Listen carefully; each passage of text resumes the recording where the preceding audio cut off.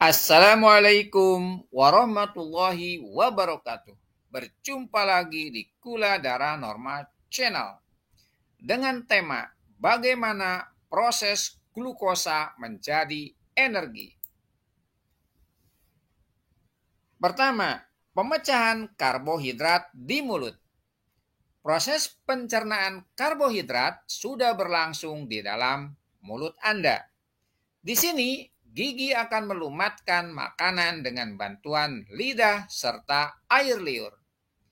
Enzim petialin pada air liur akan memecah karbohidrat menjadi glukosa atau gula yang lebih kecil dan sederhana.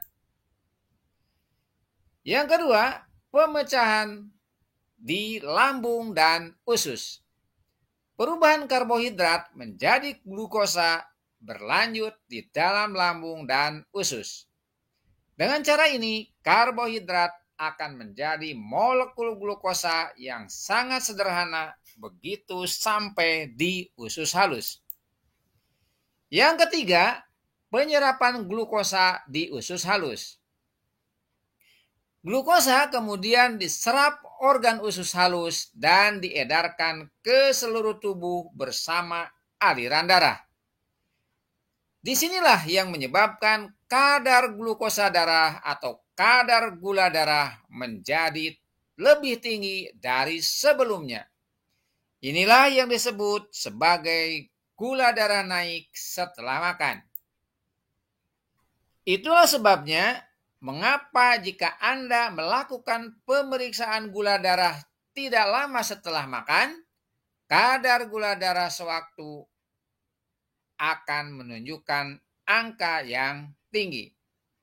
Karbohidrat dan kenaikan gula darah.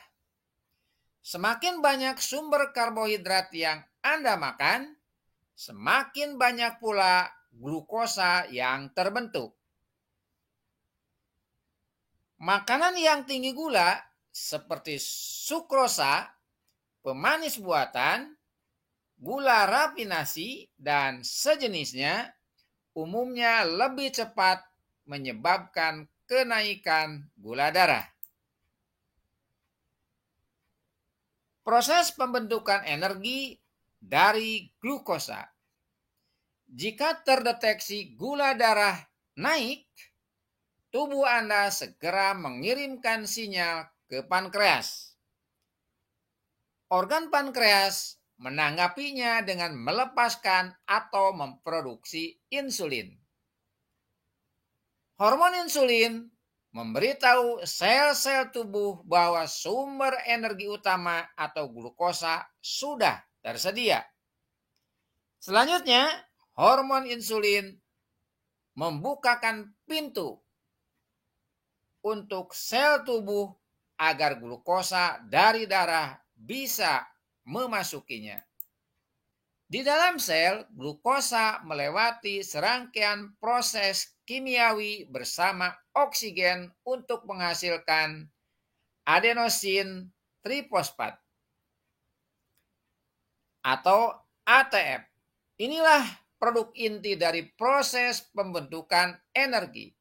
ATF yaitu molekul pembawa energi yang membuat sel mampu beraktivitas. Setiap sel pada tubuh Anda menggunakan ATF untuk menjalankan fungsinya masing-masing. Contohnya, sel pada lambung menggunakan ATF untuk menggiling makanan. Sementara itu, sel otot jantung menggunakan ATF untuk memompa darah dan sel otot memanfaatkannya untuk beraktivitas. Apapun yang Anda lakukan, mulai dari bernafas hingga berolahraga berat, membutuhkan ATF untuk dapat berfungsi. Tubuh tidak langsung mengubah semua glukosa menjadi energi. Jika ATF habis, sel-sel tubuh tidak bisa bekerja sebagaimana mestinya. Otot-otot tidak mampu berkontraksi dan Anda menjadi lelah. tubuh harus segera menemukan glukosa dan kembali menjalankan proses pembentukan energi. Itulah mengapa tubuh tidak selalu mengubah glukosa menjadi energi. Pembentukan glikogen. Ketika gula darah sedang tinggi-tingginya, insulin juga menjalankan fungsi lain, yakni membantu tubuh mengubah kelebihan gula menjadi cadangan energi yang disebut glikogen. Glikogen disimpan di otot, sel lemak, dan hati atau liver. Saat tubuh mulai kehabisan ATF, barulah glikogen berubah kembali menjadi glukosa. Glukosa kemudian menjalani proses pembentukan energi. Semua proses ini akan berjalan dengan seimbang bila konsumsi gula harian Anda sesuai batasan. Yang berikutnya, pembentukan trigliserida. Apabila Anda mengonsumsi karbohidrat secara berlebihan, kemudian karbohidrat berubah menjadi glukosa, tubuh akan menyimpan glukosa tersebut dalam bentuk yang berbeda. Hati akan mengubah kelebihan glukosa menjadi sejenis lemak yang disebut trigliserida. Jadi, sekarang kita tahu bahwa trigliserida atau sejenis lemak yang terbentuk karena kelebihan mengonsumsi karbohidrat. Dalam jangka panjang, penumpukan trigliserida dan pola makan yang buruk dapat meningkatkan risiko penyakit kronis seperti penyakit jantung, stroke, dan diabetes tipe 2. Yang selanjutnya, waktu yang dibutuhkan oleh tubuh untuk membentuk energi. Yang pertama, karbohidrat sederhana. Karbohidrat sederhana ada pada gula pasir, buah-buahan yang sangat manis, susu, sirup, dan makanan manis. Karbohidrat sederhana tidak perlu melewati proses penguraian menjadi bentuk yang lebih sederhana lagi. Penguraian karbohidrat sederhana lebih cepat, yakni kurang dari 15 menit.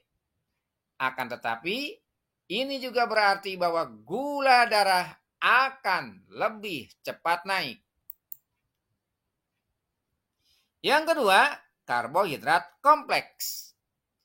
Karbohidrat kompleks umumnya ada pada makanan yang berserat. Seperti contohnya adalah sayuran. Pembentukan energi dari karbohidrat kompleks jauh lebih panjang. Tubuh harus mengubahnya menjadi glukosa, kemudian mengolahnya lagi menjadi ATF. Namun, proses ini tidak akan menyebabkan gula darah naik dengan cepat. Itulah sebabnya makanan sumber karbohidrat kompleks merupakan pilihan yang lebih baik untuk mengontrol kadar gula darah. Makanan ini tidak akan menyebabkan kondisi berbahaya yang bisa mengakibatkan kenaikan gula darah secara drastis. Terima kasih. Assalamualaikum warahmatullahi wabarakatuh.